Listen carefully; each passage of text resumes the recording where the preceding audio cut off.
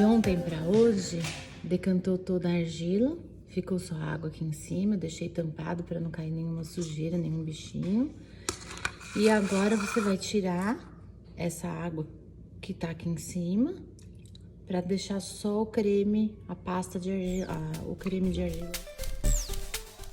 Eu tiro assim mesmo, de forma simples, porque não é tão trágico se ficar um pouquinho de água a mais, só vai demorar mais pra secar a hora que eu colocar no gesso.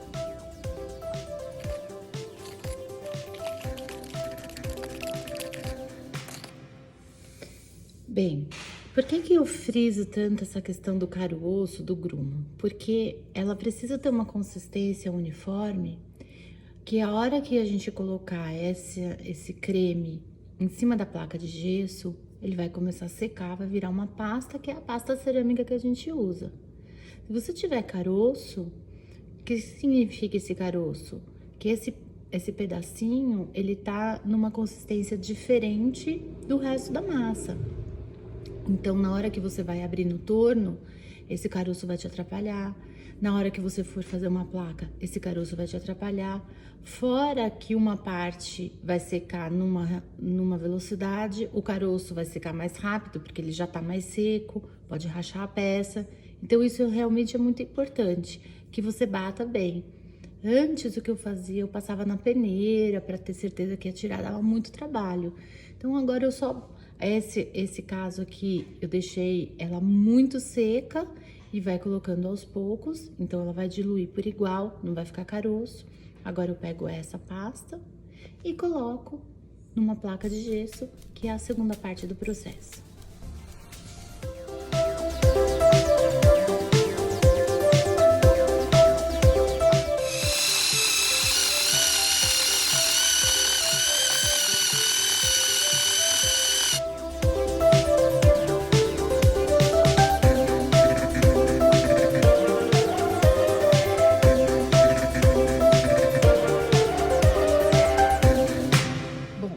Com o auxílio de uma caneca plástica e um pão duro, uma espátula, eu vou esparramar esse creme, essa pasta de argila, em cima de uma placa de gesso. Eu uso placa de gesso mesmo, não é drywall, porque o drywall, ele tem uma película de papel e esse papel ele vai se dissolvendo com a umidade da argila. E aí vai misturando na argila e isso não é legal. E o que tem dentro do drywall é um gesso em pó prensado. E de maneira alguma a argila pode ter pedaço de gesso.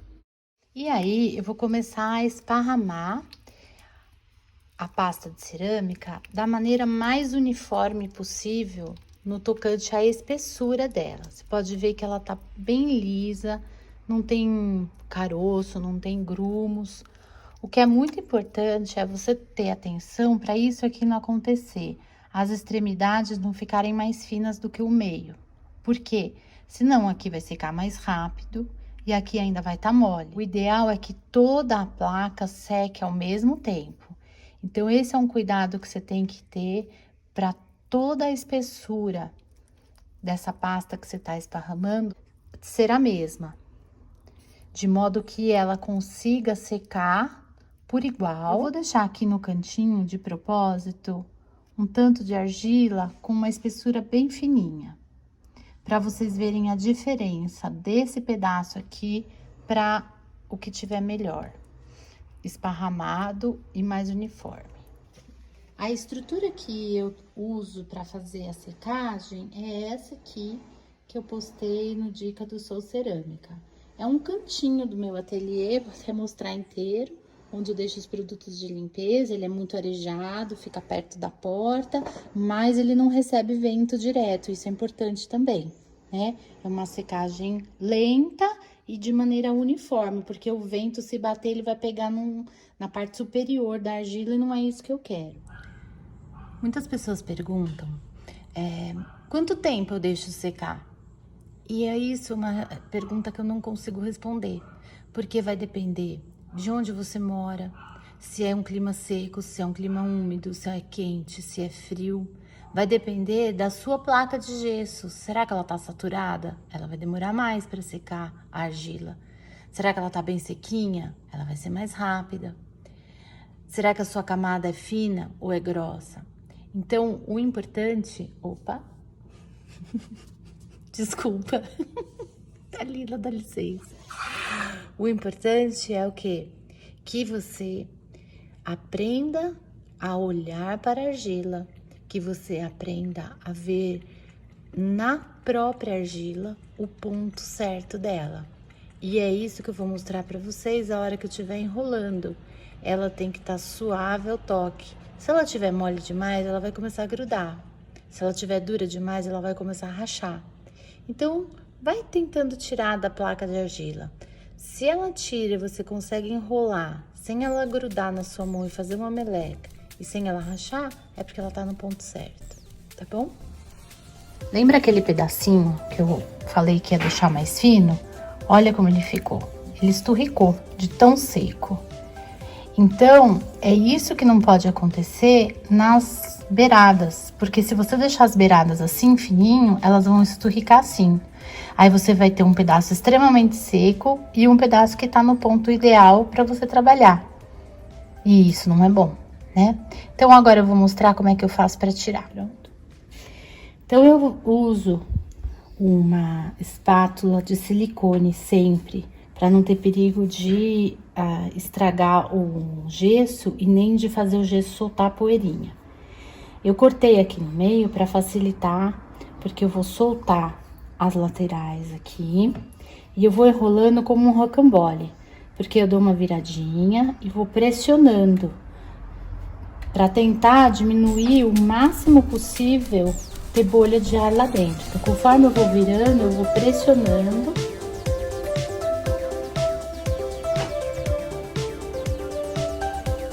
E aqui na lateral a mesma coisa, eu ponho em cima, vou virando, até eu conseguir tirar tudo. Aqui, ó, na lateral.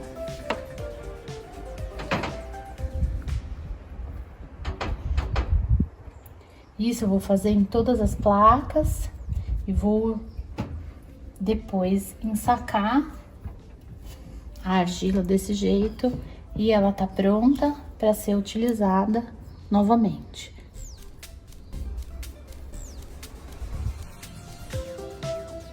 E para finalizar, você já tem a sua massa que está seca, no ponto que ela pode ser trabalhada, pode ser remodelada, seja no torno, seja na placa, na modelagem manual, na cobrinha, como você quiser.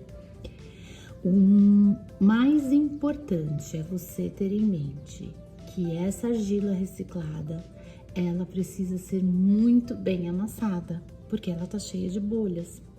Por mais cuidados que a gente tenha tido ao enrolar, na hora de tirar da placa de gesso, ao guardar bem fechado num saco para não pegar ar e não endurecer, nós não somos como a extrusora a vácuo que já vai fazendo o tolete de argila e sem nenhuma bolinha de ar. Então, essa argila reciclada, você vai amassar muito bem para que você não tenha trabalho na hora da modelagem, seja qual for o método dela. Espero que tenha sido útil e qualquer dúvida, claro, vocês podem entrar em contato comigo pelo Instagram, pelo WhatsApp, tá bom? Eu vou deixar anotado aqui embaixo.